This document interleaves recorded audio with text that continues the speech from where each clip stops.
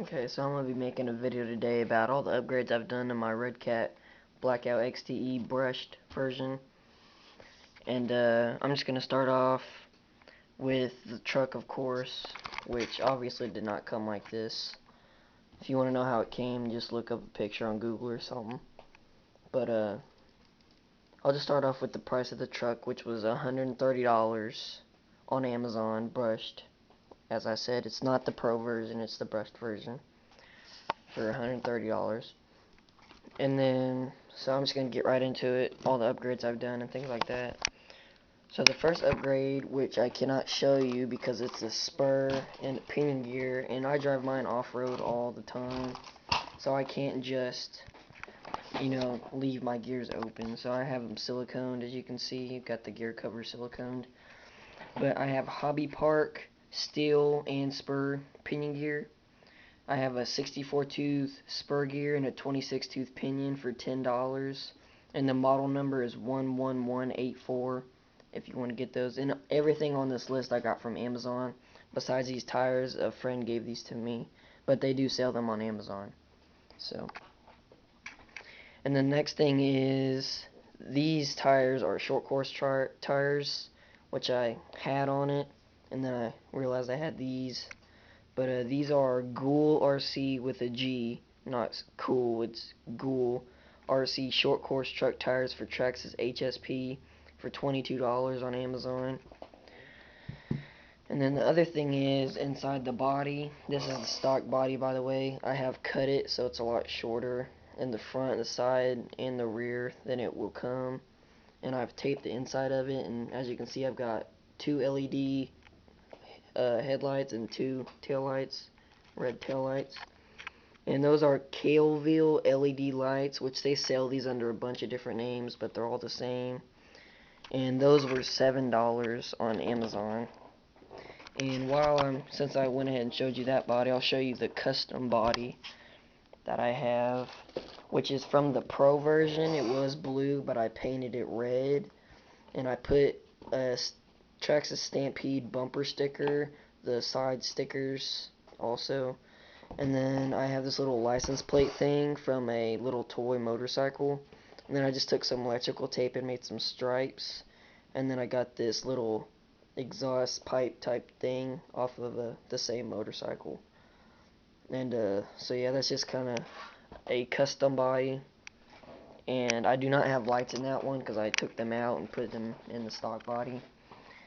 And so the next thing is going to be this double fan right here, and that is a Intergy RC Hobby double fan, which is $17 on Amazon.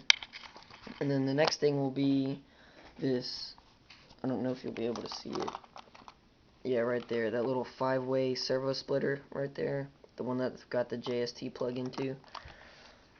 And that is a Walkera 5-way servo splitter for $10. It's made for a drone, but it works just fine with this. It's the same concept and everything. And then the next thing is going to be my brushless motor that has been put in there. You can't see it too. Here, I'll take these fans off. That's what it looks like. And as you can see, I've cut my fan heatsink to make this fit better with this specific motor. But anyway, that is a Hobbypower 10-turn 3900 kV brushless motor, which was $24 on Amazon. Let's see if I can get this light. It doesn't really help. But yeah. And then I also put this is actually the ESC that comes it comes with the Pro version of this truck, which is the Redcat brushless. I believe it's a 45 amp ESC.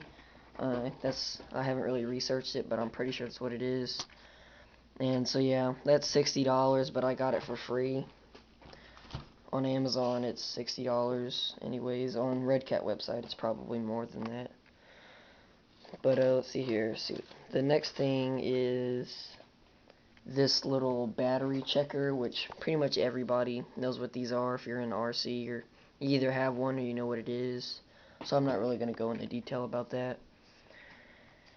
And then the next thing are these tires, which, like I said earlier, I did not buy these, but they do sell them on Amazon, and they are Gool RC tires. And so the same, that G with instead of C, Gool RC tires, and those are $25 on Amazon. And they sell the exact same tire, but with a bunch of different rims. Those are just the rims that I happen to get, but they sell a bunch of different black and silver ones on Amazon, so you just pick what you want. And then, let's see here, what's the next thing? Now I'm going to get into things that I haven't bought. I've just, like upgraded, which I've seen a lot of people do. This is, let's see if it'll focus. That's not going to focus.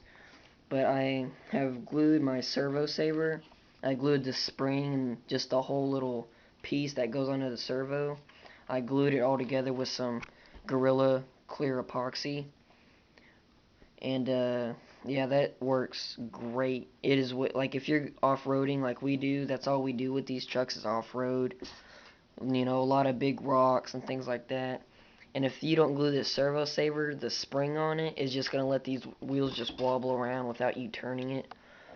So that gluing that helps, but also if you don't have Metal Gear servos, you could strip those out.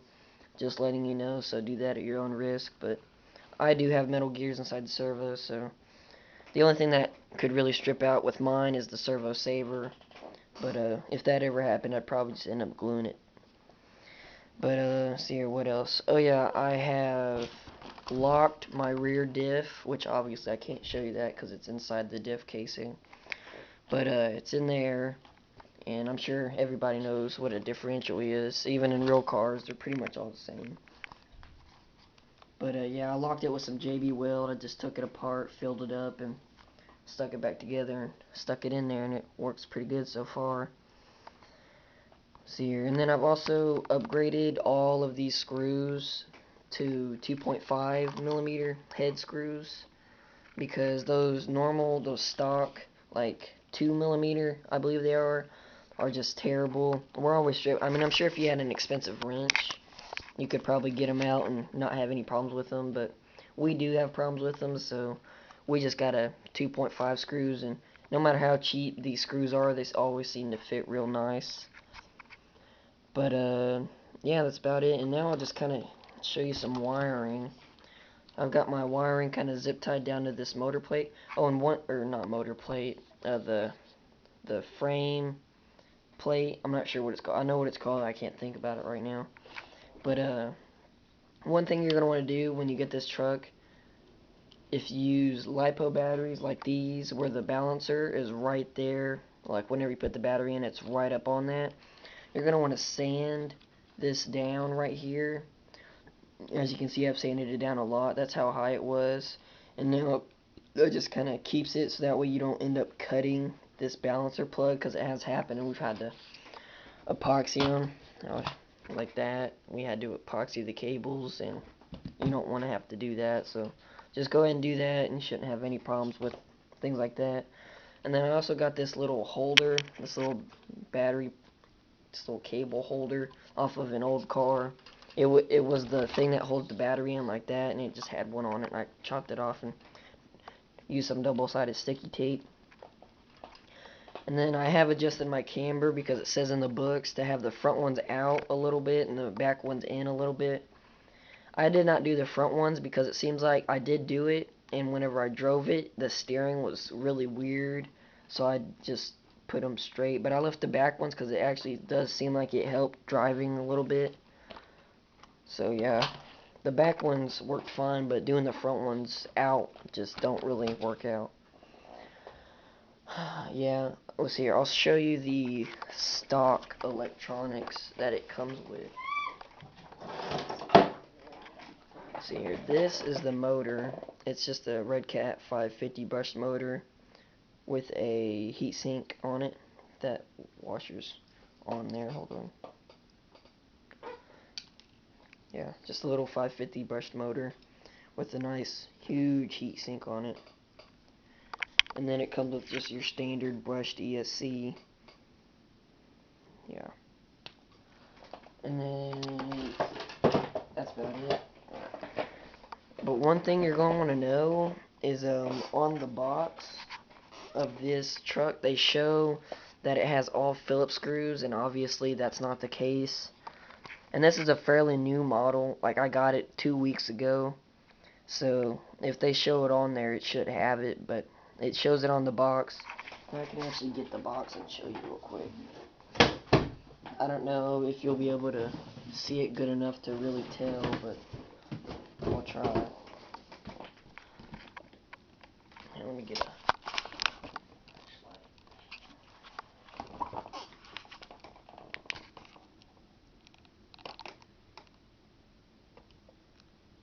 Yeah, you can't really tell. Oh yeah, there you go. See, it shows all Phillips screws. But, like, as I said, this is a very new model, and they did not give me Phillips screws. They gave me your standard 2mm Allen screws. So I don't know why that is, but that's how it happened for me. And then I've lowered these shocks down all the way. It seems like it helps a little bit, like when you're jumping and things like that. On gravel, like if you're driving a lot on rocks and you don't want it bouncing around, which these tires are pretty cushiony, so that kind of does it for me. But if you have like hard tires or something, you're going to want to maybe put this at the spring in the middle, or maybe even all the way at the top. But yeah, I think that's about it for the truck. If I think of something before this video ends, I'll tell you. But here's another thing. I got this from the Dollar Tree for obviously $1. And this is a really nice little case. We keep all of our little washers and all our extra screws in there and bolts and things like that. So that comes in really handy for $1. It's actually pretty well built for $1. Now I'm going to go through batteries and chargers. Oh yeah, that is one thing. I forgot to... Oh yeah. So here, one thing that I've done to this is I put a washer back here and push this pin all the way in. And I make it that way I can just pull this one pin out, flip this around, and then pull it out. You know, like that. But yeah, here's one battery. It's a 5000, the Redcat brand Hexfly. A 2S 5000, 35C, 7.4 volt because it's a 2S. And yeah, so there's one battery, and then I'll show you the stock charger and the charger that we have for these lipos. Which obviously I'll show you the stock. I'll show you the stock Pro version charger and the stock brushed version. But here's our only 3S. This is the highest battery we have. It's a 5200 50C 11.1 volt 3S, 5C charge rate, all that good stuff. That's been a great battery so far. And then this other Redcat brand, which this is what comes with the Pro version. So this was free because it came with the truck. Oh yeah, that reminded, that Hexfly 5000 is $50. Pretty crazy. On Amazon. Got all the only thing we haven't got from Amazon is this battery. We got this from our local hobby store, Hobbytown, USA. And I'm not sure how much that battery was, but it was pretty pricey. More expensive than that one, I'm pretty sure. But anyway, yeah, this is the Redcat brand, 3200, 2S, 20C, some standard little 2S LiPo. And then we got this Fluorine 30C 2S 5200. That's our biggest 2S. And then that 3S is the biggest because that's the only one we have. Okay, and now I'll show you just a second. I'll show you this is the stock Pro version, which is the brushless charger. It's a little 2 and 3S balanced charger is what it comes with, and it has your little lights on it so you know when it's charging and all that. And then the stock charger for the brushed version, I'm not even going to get it out. It's just like this, but it just has your little banana plug right there instead of a plug that plugs into something. It's just your little banana plug. And it's pretty cheap. It takes 8 hours to fully charge just the little 3000 mAh battery, nickel metal that it comes with. So that's pretty stupid. I think they should really make that different, but they haven't yet. So yeah, I'll bring my truck back up here. let's see here. Where's the body? Here we go. I'm gonna put this camera down just for a second. I'll show you what the lights look like. Sorry for the fan noise. I don't know if it's loud or not, but yeah, that's what they look like.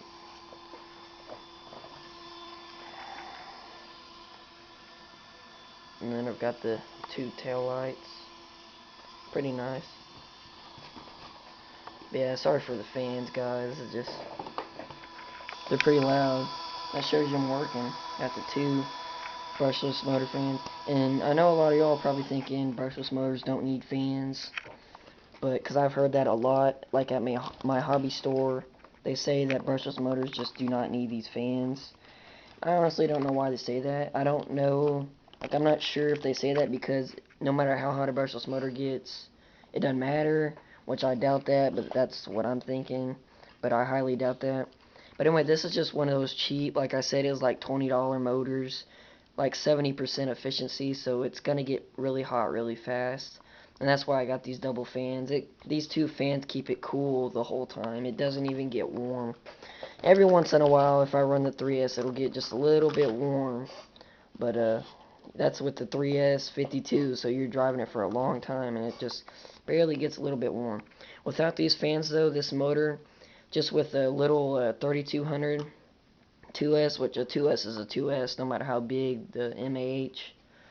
But, yeah, just with the little 3200, just going out there and driving it, just, like, I'm not exaggerating this at all, just, like, maybe 5 seconds, and this motor would be scorching hot.